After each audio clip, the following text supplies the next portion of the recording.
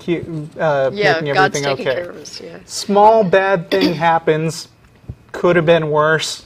God gets intervened, credit for yeah. that. Big bad thing happens, everybody dies except one person. Yeah. The one person credits God for saving him. And it's a miracle. And if every single person on earth dies, nobody's around to Yeah. to blame him. So, really, he can't lose. Yeah. Okay. All right, so we're going to start with Jason in Denver, Colorado. How are you today? Hey guys, I'm doing great. Great. My question is about evolution morality. I'm trying to shore up some of my own arguments on this subject. And so what we have is, we often use evolution to express how morality has developed. In a social context, within the context of, how society needs to function.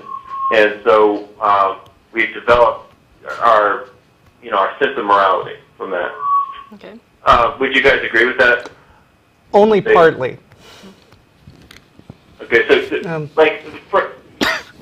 when a lot of people express themselves, and try to justify why do we have morality, we point back to evolution quite often to say, well, this is how we've developed, this is our social structure, this is why. Right, and using evolutionary psychology can give a good general overview of why people have the impulse to stay moral. But at the same time, it's important not to treat scientific facts as some kind of moral imperative. Right? Right. I mean, that's how they justified stuff like what they called social Darwinism, where it was like, well, we should just let all the poor people starve because then everybody who's left would be more fit. Right. There's still some people... Doesn't that make sense in a way? Like when you think about the function of evolution, that it would strengthen the gene pool and assist in natural selection if we did allow, or exterminate inferior or lesser people. Yeah, but let me ask you this. I mean, who is morality for? I mean, if you're saying in the abstract it's okay for the unfit people to be weeded out, and then it turns out that you are one of the unfit people, are you still cool with that philosophy?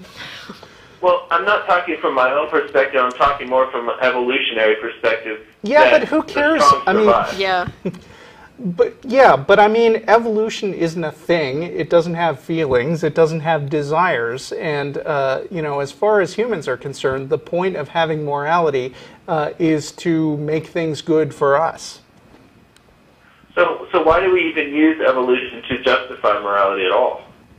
I don't know that we use it to justify it. I think we just use it to explain how we have these impulses. Yeah, I mean, the evolutionary argument acknowledges the reality that we evolved as social creatures. And so because of that, we kind of have this innate pull toward empathy especially with our own kind. So what would you guys use to justify morality?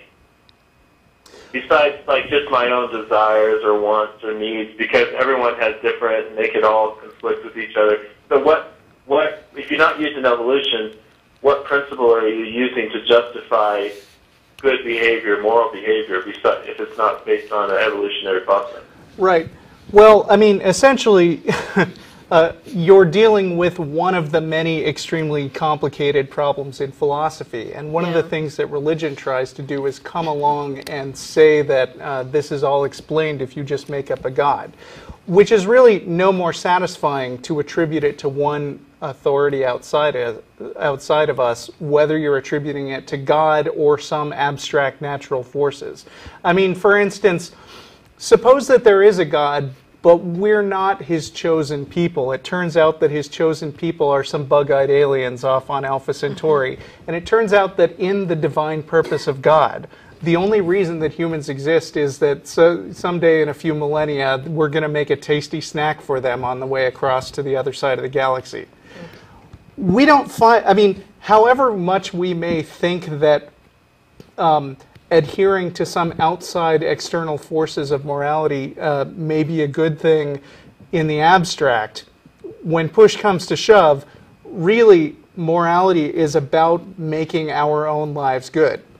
I mean, the reason that I don't want other people to steal from me is because I want to keep my stuff. And so I'm willing to live in a society that basically enforces no stealing on everybody, including me. Right. So would it be fair to say that kind of what you're saying is that religion doesn't have a good answer for it? Oh yeah, definitely yeah, not. Religion I mean, look has up no the good Euthyphro. answers. You look up the Euthyphro dilemma to see why that doesn't really solve the problem. Right. Well, that was one half of my point. The other half is that so we as atheists don't have a good answer either. No. I think that what you have to look at is, I guess Matt's used this a few times. It's that one of the things that we value as humans is this concept of well-being. Okay, and well-being is kind of a vague thing. But one of the, think of it in terms of, which is preferable to you, health or sickness. Most people prefer to be healthy. Okay. Right, but why should I value the well-being of someone else?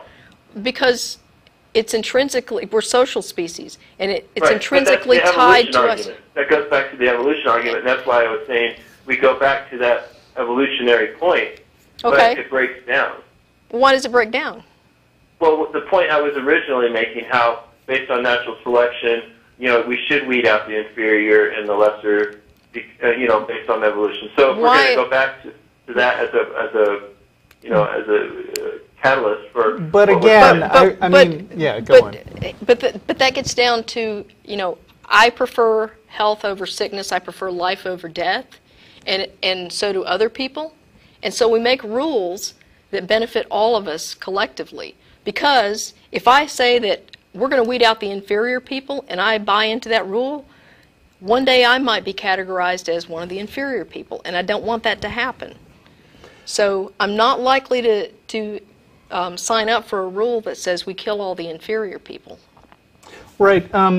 It might help if you take a look at the philosopher, I think it was John Rawls, who said that one of the ways that we can arrive at a just society is that we design it as if we were looking at it through a veil of ignorance.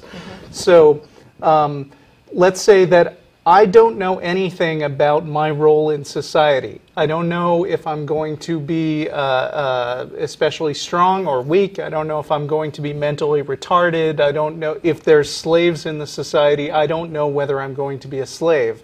And then the question is, how can I create the optimal society for me that I will be comfortable with living in, regardless of how that roll of the dice, let's say, turns out for me. So what if I'm that person of ignorance, coming into society, but I have, for instance, some kind of terrible disease that if I spread it to other humans, it's going to kill all mankind or something like that. And so, there is a point where we would have to say, we need to eliminate the danger or the harm or, whatever in order to better serve the larger. Right, and I mean, if you look at that in practice, we do in fact quarantine people, but that's something that people would feel morally squishy about. And the thing is, we can't just pretend that those morally squishy areas don't exist. There are gray areas that are difficult because we have these principles. They sometimes conflict with each other, and there's never necessarily a clear-cut answer as to which principle wins every time. But we just do the best we can, and it's better if we're honest with ourselves about the process by which we're making these decisions so that we can make the best decision we possibly can. Okay. Well, and this is one of the reasons that religion fails, because it gives you this supposed book of absolute rules that you're supposed to follow. But a lot of times real life doesn't fit into a neat little rule. And so that's where we have to apply some judgment.